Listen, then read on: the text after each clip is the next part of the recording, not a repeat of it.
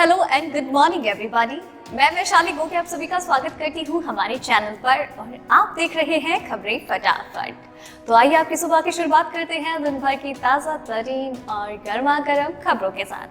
आप तो जानते ही हैं कि देश और दुनिया का क्या हाल है। कोरोना महामारी सबका सरदर्द है, लेकिन साथ ही साथ वैक्सीनेशन के साथ इस सरदर्द में थोड़ी सी कमी आ रही है। लेकिन नया स्ट्रेन और भी ज्यादा मुश्किलात खड़ी कर रहा है। हमारे देश में किसान आंदोलन भी अलग चरम पे जा रहा है। देश की सुरक्षा है, बाकी वैक्सीनेशन को लेकर भी बहुत सारी खबरें सामने आ रही है, जिनके बारे में हम आगे इस वीडियो में बात करेंगे। तो वीडियो के साथ एंड तक बने रहिएगा। लेकिन उससे पहले कि हम खबरों की ओर बढ़े, चलिए एक नजर डाल लेते हैं सुर्खियों की ओर। किसान आंदोलन। राकेश टिकैत ने कहा, पीएम मोदी अपने नंबर दे दे, हम कॉल करके बात कर लेंगे। राहुल गांधी का मोदी सरकार पर निशाना, बोले देश और घर दोनों का बजट बिगाड़ा। लोकसभा में हर्षवर्धन बोले 50 साल से ज्यादा उम्र के लोगों का वैक्सीनेशन मार्च के बाद शुरू हो सकता है। कोरोना संक्रमण को गंभीर होने से रोकती है फ्लू वैक्सीन। अमेरिकी शोधकर्ताओं की शोध में हुआ खुलासा। कक्षा 9 के मेधावी छात्रों को मिलेंगे 5,000 रुपए। केजरीवाल सरकार ने किया ऐलान। ITR फाइल नहीं करने पर 2 गुना हो जाएगा TDS। 1 अप्रैल से बदलेंगे इनकम टैक्स के 5 नियम। अब घर पर भी ले सकेंगे स्ट्रीट फूड का आनंद। सरकार ने स्विगी, जोमेटो से मिलाया हाथ। किसान नेता राकेश टिकैत के अनुसार किसान पीएम नरेंद्र मोदी से बातचीत करने के लिए तैयार है। अब वो सिर्फ प्रधानमंत्री नरेंद्र मोदी के न्योते का इंतजार कर रहे हैं। प्रधानमंत्री नरेंद्र मोदी ने सर्वदलीय बैठक में कहा था कि वो सरकार से बातचीत कर सकते हैं और वो सिर्फ उनसे एक फोन कॉल की दूरी पर हैं। तो आप जब चाहे तब केंद्रीय कृषि मंत्री से फोन कॉल करके इस पर बातचीत कर सकते हैं। तो अब राकेश टिकैत का कहना ये है कि किसान भी अब पूरे तरीके से इस मुद्दे पर बात करने के लिए तैयार है। आप बस प्रधानमंत्री नरेंद्र मोदी अपना फोन नंबर दे दें और हम आपसे फोन पर बातचीत करने के लिए तैयार हैं और सारे मुद्दों पर हम क्लियरली बातचीत कर भी लेंगे। आपको बता दें कि किसान नेता राकेश टिकैत फिलहाल गाजीपुर बॉर्डर पर किसान आंदोलन का नेतृत्व कर रहे हैं। कोरोना वायरस पर लगातार कई शोध किए जा रहे हैं। अब ऐसे में एक और शोध पे ये जानकारी बहुत ही ज्यादा चौंका देने वाली है। दरअसल इस शोध में ये कहा गया है कि अगर बच्चे फ्लू से संक्रमित हो जाते हैं और फ्लू से बचाने के लिए उन्हें अगर फ्लू का टीका दिया जाता है और बाद में अगर वो कोरोना से संक्रमित हो जाते हैं तो उन पर कोरोना के लक्षण ज्यादा प्रभावी नहीं होते हैं। उन्होंने कहा कि अगर आपको ऑलरेडी फ्लू हो चुका है और उसका वैक्सीन आपको दे दिया जाता है तो कोरोना वायरस संक्रमण जब आपके बच्चों पर अटैक करता है तो उस वक्त फ्लू वाली वैक्सीन कोरोना वायरस संक्रमण को मात देने में थोड़ी बहुत कारगर साबित होती है और बच्चों के शरीर में थोड़ी सी एंटीबॉडी क्रिएट हो जाती है, जिससे वो उस वायरस से लड़ने में सक्षम होते हैं और उसके जो लक्षण है वो ज्यादा प्रभावी नहीं हो पाते हैं। दिल्ली की सरकार ने मेधावी छात्रों को स्कॉलरशिप देने का ऐलान किया है। दरअसल दिल्ली की कैबिनेट बैठक में बच्चों में विज्ञानी प्रतिभा को उभारने के लिए एक स्कॉलरशिप टेस्ट को मंजूरी दी गई है और इस टेस्ट में बच्चों की वैज्ञानिक प्रवृत्तियों को बढ़ावा देने के लिए एक टेस्ट करवाया जाएगा, जहां पर कक्षा 9 के मेधावी 1000 छात्रों को 5,000 रुपए की छात्रवृत्ति दी जाएगी, ताकि बच्चों में विज्ञान के प्रति जो इंटरेस्ट है उसमें बढ़ोतरी हो और बच्चे इसके प्रति ज्यादा जुझारू तरीके से आगे बढ़े। सोने के भाव में लगातार 5वें दिन भी गिरावट देखने को मिली है। HDFC सिक्योरिटीज के अनुसार शुक्रवार को सोने के भाव में 163 रुपए गिरकर 46,738 रुपए प्रति 10 ग्राम हो गया है। तो वहीं चांदी के भाव में बढ़ोतरी हो रही है।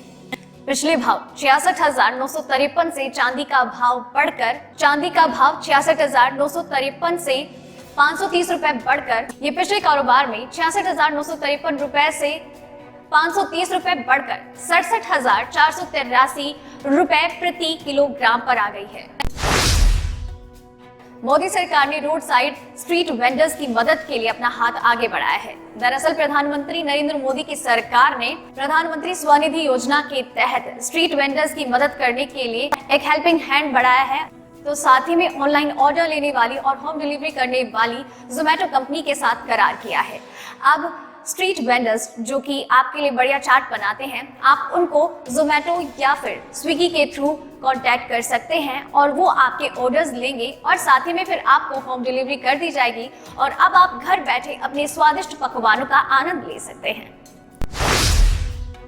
देश में कोरोना मामलों में बढ़त भले ही कम हुई है, लेकिन मामले रोजाना अब भी लगातार आ रहे हैं। कोरोना संक्रमितों की कुल संख्या देश में 1,08,15,222 हो गई। वहीं इस महामारी की चपेट में आकर 1,54,918 लोग अपनी जान गंवा चुके हैं। वहीं पिछले 24 घंटे के आंकड़ों पर अगर नजर डालें तो बीते दिन 11,713 नए मामले सामने आए, तो वहीं 14,488 लोग इससे ठीक हो चुके हैं।